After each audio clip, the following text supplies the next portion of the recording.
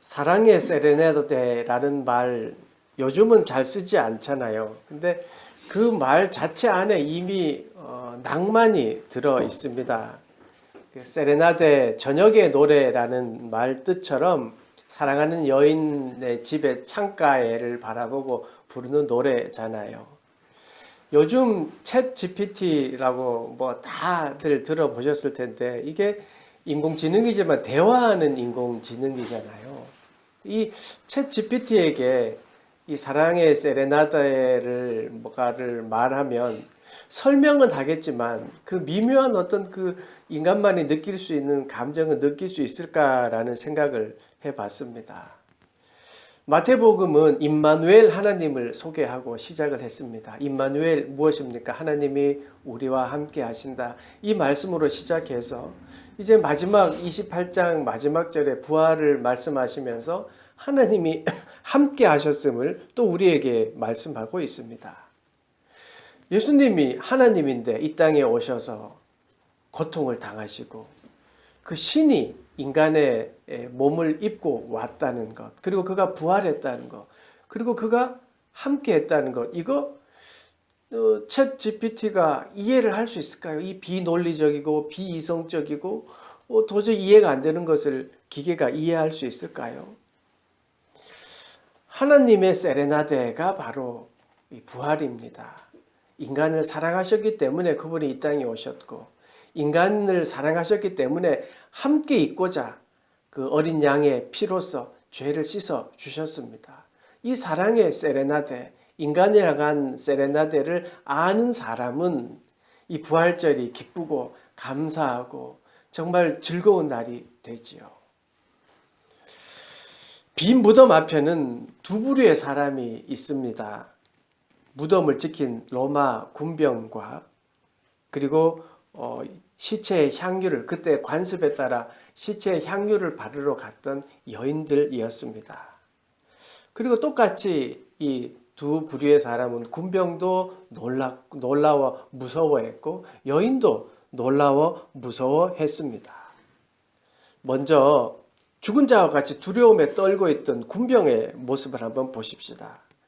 여러분 너무 무서우면 몸이 굳게 된다고 하잖아요. 예수님의 무덤을 지키던 자들이 지금 군병들이 그랬습니다. 성경은 그들을 뭐라고 이야기했냐면 죽은 자와 같이 되었다라고 했습니다. 지키던 자들이 그를 무서워하여 떨며 죽은 사람과 같이 되었더라.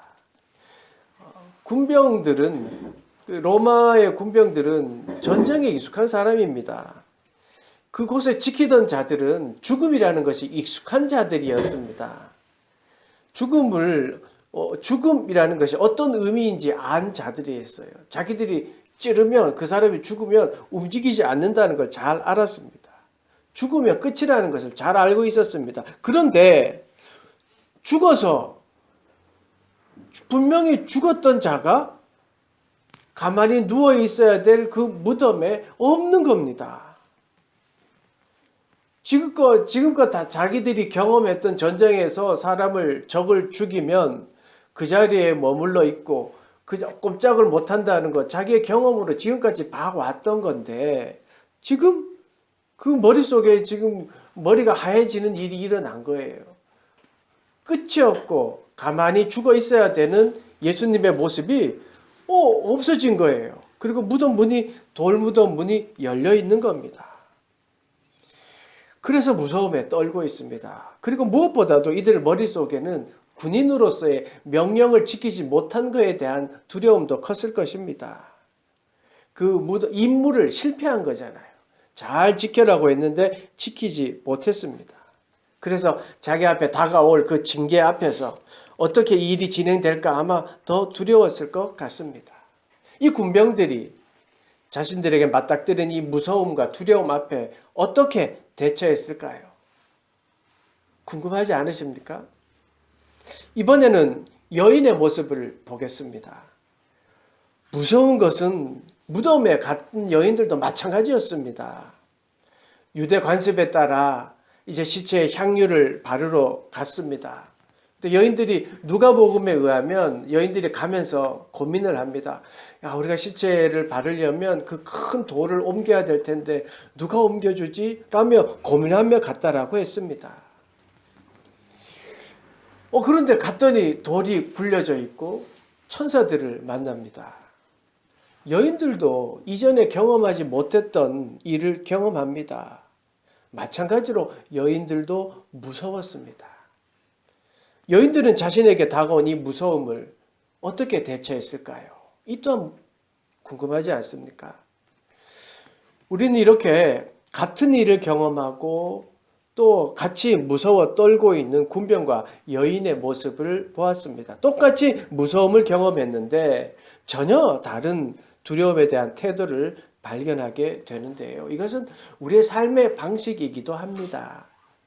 보세요. 군병들을 한번 보시죠. 군병들의 행동을 보십시오. 11절에서 15절입니다.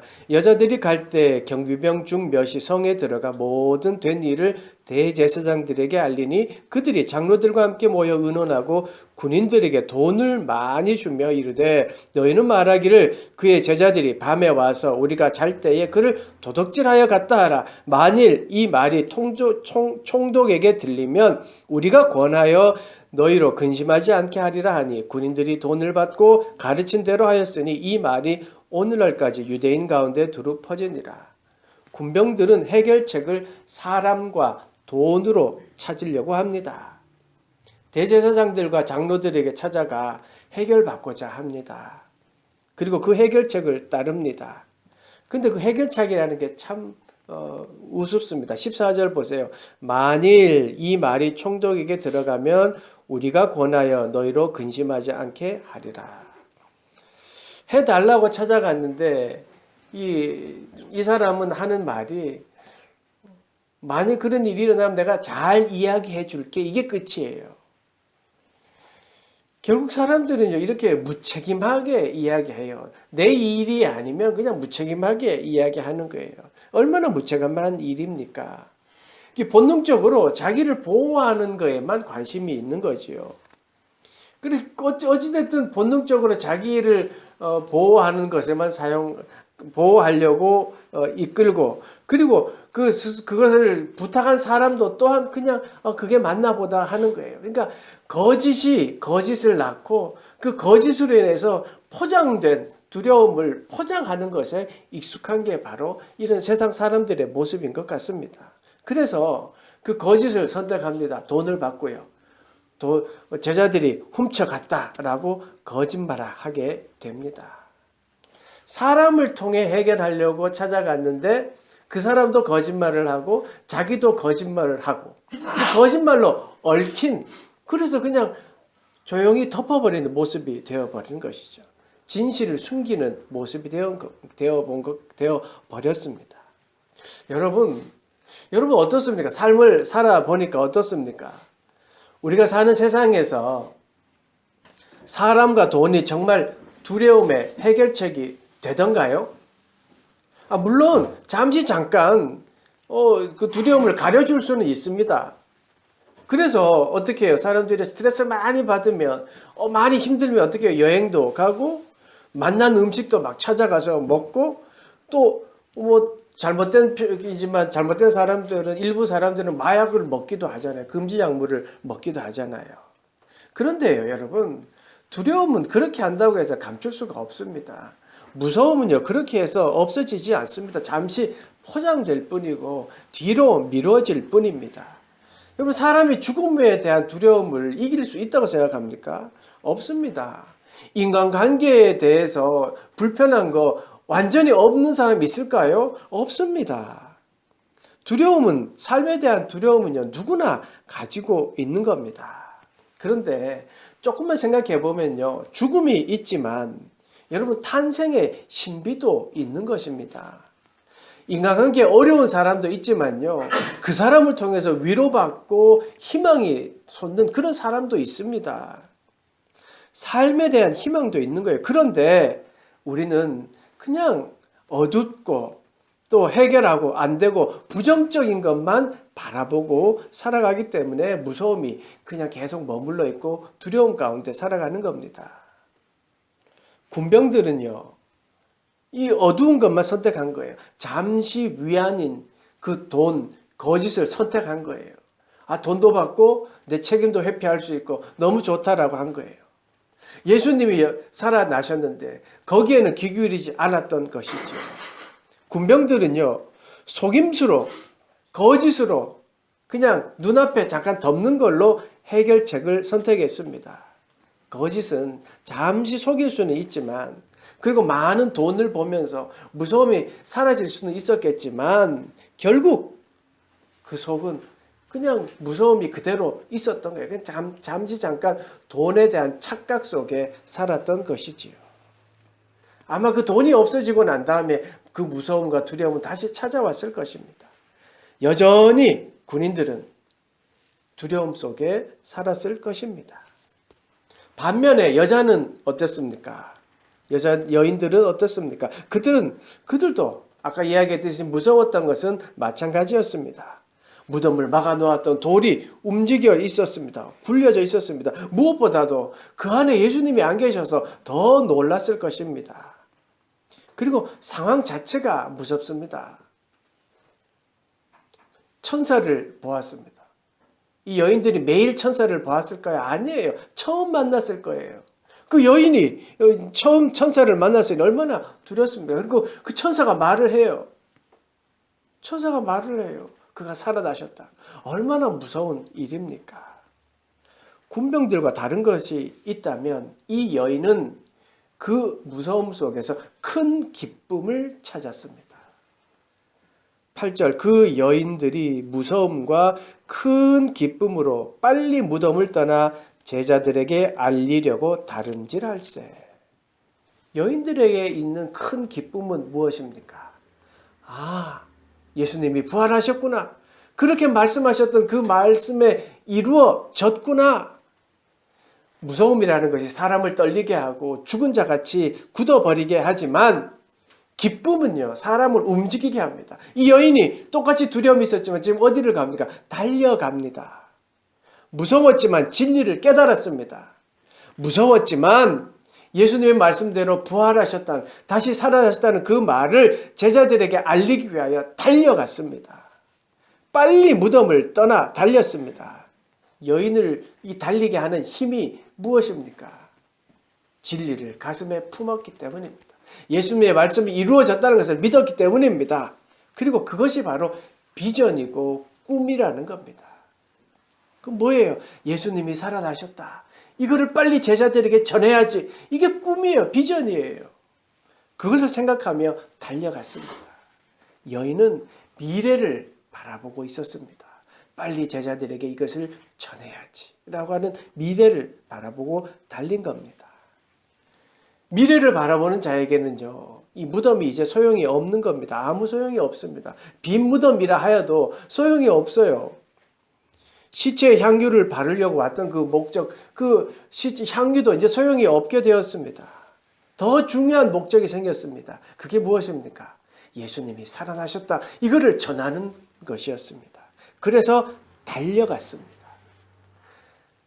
여러분, 저는 이 말씀을 보면서 빈 무덤에 머물러 있는 신앙을 생각해 봤습니다. 빈 무덤의 신앙, 이게 뭡니까? 겉으로 보기에는 거룩해 보입니다. 빈 무덤, 주님이 부활하신 곳에 이곳에 머물러 있습니다. 은혜가 넘칩니다. 감동이 있습니다. 너무 좋습니다. 그런데 그것은 기분입니다. 그냥 거기에 젖어 살아가면 부활하신 예수님의 명령을 잊어버리는 거죠. 여인은 큰 기쁨이 어디에서 왔습니까? 빈 무덤에 머물러 있어서 그 기쁨이 왔습니까? 아닙니다. 전해야지. 예수님이 정말 부활했다는 것을 제자들에게 알려야지. 그러면서 달려가면서 큰 기쁨이 그에게 있었습니다. 아마 빈 무덤에 머물러 있고 싶어 하는 사람들이 많을 것 같아요. 그래서일까요? 주님은 명령하십니다. 아마 빈 무덤에 머물러 있는 마음을 아신 것 같아요. 부활을 믿는 자들은 꼭 기억해야 될 말씀입니다. 18절, 19절, 20절입니다. 예수께서 나와 말씀하여 이르시되 하늘과 땅의 모든 권세를 내게 주셨으니 그러므로 너희는 가서 모든 민족을 제자로 삼아 아버지와 아들과 성령의 이름으로 세례를 베풀고 내가 너희에게 분부한 모든 것을 가르쳐 지키게 하라. 볼지어다 내가 세상 끝날까지 너희와 항상 함께 있으리라 하시니라. 아멘. 복음은 여러분 생명입니다. 그냥 빈 무덤을 보고 깨닫는 것, 이게 기독교가 아니에요. 복음은 움직이는 생명이고요. 역동입니다. 여러분들도요, 하나님이 어떻게 인도하실지 모릅니다. 여러분, 아브라함은요, 100세의 아들을 낳았습니다. 다윗은 친아버지가 볼 때도 아유 저 막내 쟤는 왕의 감이 아니야 했지만 왕이 되었습니다. 예수님을 3번이나 부인했던 베드로는 교회의 반석이 되었습니다. 예수를 믿는 자들을 잡아 죽이던 바울은 예수를 열정적으로 온 천하에 전하는 사람이 되었습니다. 예수님이 함께 하시니까 사람이 이렇게 변화되었습니다. 우리도 하나님이 우리를 어떻게 사용하실지 아무도 모릅니다. 부활을 믿는 사람은 내 앞에 있는 무서움을 보는 것이 아니라 큰 기쁨을 보는 사람입니다. 내 앞에 있는 두려움을 보는 것이 아니라 그것을 넘어 있는 미래를 바라보는, 비전을 바라보고 소망을 보는 것이 부활을 믿는 사람입니다. 다시 한번 19절 말씀부터 한번 보시죠. 그러므로 너희는 가서 모든 민족을 제자로 삼아 아버지와 아들과 성령의 이름으로 세례를 베풀고 내가 너희에게 분부한 모든 것을 가르쳐 지키게 하라. 볼지어다 내가 세상 끝날까지 너희와 항상 함께 있으리라. 제자를 삼아라, 세례를 베풀어라, 가르쳐 지키게 하라. 3가지의 명령입니다. 첫 번째, 제자를 삼아. 무슨 말입니까? 나는 선생이고 너는 제자니까 내 말 들어. 이런 뜻 아닙니다. 그죠? 이런 뜻 아닙니다. 친절히 대하라는 말씀입니다. 예수님이 제자들이 행하신 모습이 친절했습니다. 제가 지하철 타고 이제 왔다 갔다 하잖아요. 근데 지하철에 어느 날 할머니가 종말이 다가왔어. 천국 가야 돼. 막 이렇게 막 큰 소리 치는 거예요. 그러니까 옆에 있던 어르신들이 아유 알았으니까 저 조용히 갑시다 그랬더니 이 할머니가 뭘 조용히 해. 말 조용히 해. 다 천국 가야지. 내가 뭐 틀린 말 했어. 막 이러면서 막 싸우는 거예요. 막 화를 내는 거예요. 분위기가 막 싸해지고 이상해지면서 사람들이 막 저 할머니 왜 빨리 안 내리나 막 이런 분위기가 됐어요. 왜 그렇게 될까요? 여러분 예수 믿는 건 특권이 아닙니다. 여러분의 나나 뭐 잘나서 예수 믿게 됐습니까? 아닙니다. 하나님의 은혜입니다. 그런데 그 특권이라고 생각하니까 나는 우월하고 너는 낮으니까 넌 안 믿으니까 나쁜 사람 바보야 이렇게 되는 거예요. 여러분 복음의 비밀을 아는 것을 특권이라고 생각하면 안 됩니다. 하나님의 은혜로 내가 믿게 된 것입니다. 예수님께서 제자들을 향해 우월감이 있었습니까? 너희들 나를 존경해야 돼 이런 말 하신 적 있었습니까? 그렇지 않았습니다. 절대 권위적이지 않으셨습니다. 오히려 제자들을 친절히 대하셨습니다. 예수님처럼 세상 모든 사람을 향해 친절히 대하고 다정하게 대하는 것, 이게 바로 모든 민족을 제자 삼는 모습입니다. 두 번째 명령, 세례를 베풀고도 마찬가지입니다. 여러분 세례를 받고 세례를 베푸는 것을요 뭐 어떤 권리로 여기면 곤란합니다.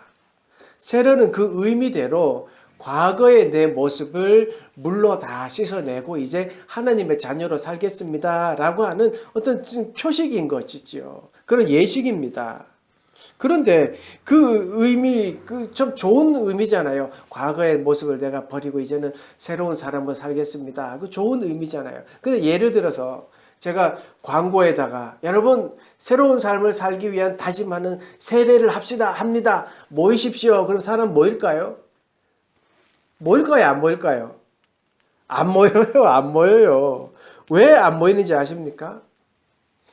세상 사람들은요, 세례 받은 우리의 모습을 보고 세례가 뭔지 알기 때문입니다. 세례 받은 자들이 와, 정말 저 사람 세례 받았다고 하더니 옛날에 그 악습을 버리고 이제는 정말 새 사람이 되었네. 그 세례라는 게 뭐지? 나도 받으면 가능할까? 이게 세례를 베푸는 겁니다. 주님이 명령하신 것이 바로 그거예요. 내가 세례 받은 자로서 올바로 살아가는 것, 내가 그렇게 새 사람으로 살아가야지, 이게 세례를 베풀고라는 주님의 명령입니다. 세 번째 명령, 가르쳐 지키게 하라. 가르치는 것도 여러분 특별한 권리가 아닙니다. 좋은 스승은요, 그 길을 같이 걸어가는 자입니다. 이런 글귀가 있더라고요. 참다운 교사란 스스로 다리가 되어 학생들을 안내할 뿐만 아니라 강을 쉽게 건널 수 있도록 도와주며 스스로 다리를 만들도록 격려하기 위해 자기 자신을 기꺼이 희생하는 사람이다. 살며 사랑하며 배우며라는 책에 나오는 그 머리말에 탁 글귀에 딱 나오는데요. 너무 감동적이지 않습니까? 그렇습니다. 여러분, 믿는다는 게 무엇입니까? 믿는 사람이라는 게 무엇입니까? 예수님을 친절히 안내하고 고난을 당하는 이웃을 도와주고 내가 먼저 희생하는 겁니다. 부활을 믿는다는 것이 무엇입니까? 미래의 소망을 갖고 무서움을 이겨 나가는 겁니다. 그리고 부활하신 예수님이 함께 하신다는 그 약속을 믿고 살아가는 겁니다. 부활을 믿는 우리는 어떻게 해야 합니까? 모든 민족을 친절히 대하는 겁니다. 이웃을 친절히 대하고 내가 먼저 우리 하나님 아버지와 그 아들 예수 그리스도의 성령을 의지해서 살아가는 모습을 보여주는 겁니다. 그리고 내가 말씀에 순종하며 살아가는 겁니다. 그게 가르치는 것입니다. 그렇게 할 때 주님은 우리에게 약속하셨습니다. 내가 세상 끝날까지 너희와 항상 함께 있으리라. I will be with you always, even until the end of the world. 조금 더 있어 보입니까? 중요한 것은 항상 함께 있으리라. I will be with you always. 주님이 항상 우리와 함께 하십니다. 여러분, 빈무덤에 머물러 있으면서 스스로 안위하고 내가 잘했다라고 그렇게 살지 마십시오. 그것을 넘어 빈무덤 앞에서 주님의 명령을 기억하십시오. 주님이 우리에게 하신 그 명령을 반드시 지킬 때 주님은 우리와 함께 하신다고 약속하셨습니다. 한 주간의 삶이 정말 하나님이 함께 하시는 그런 삶을 누리는 그런 여러분 되시기를 간절히 축원합니다. 아멘. 기도하겠습니다. 하나님, 삶의 치열함과 고통 그리고 무서움 속에서도 함께 하신다는 약속의 말씀을 오늘 보았습니다. 그리고 함께 하시기 때문에 우리가 견딜 수 있음에 또 그런 은혜를 주심을 감사합니다. 부활의 주님을 기억하며 미래의 소망을 바라봅니다. 나와 함께 하셔서 나를 이끌어 가실 그 하나님을 기대합니다. 하나님, 현실의 두려움에 타협하지 않도록 도와주시고 늘 함께 하시는 주님을 의지하는 우리 모두가 되도록 인도하여 주시옵소서. 하나님, 지구 이곳저곳의 두려움과 무서움 속에 고통당하는 자들을 불쌍히 여겨 주시고 혹 그들을 억누르는 악한 세력이 있다면 물리쳐 주시고 악한 사람이 있다면 그 죄가 드러나게 하여 주시옵소서. 하루빨리 온 세계 사람들이 일상을 회복할 수 있도록 도와주시고 인간의 욕심으로 인해 자연 질서가 깨뜨려진 것이 회복되는 그런 날들이 속히 오도록 도와주시옵소서. 부활하신 예수 그리스도의 이름으로 기도드리옵나이다.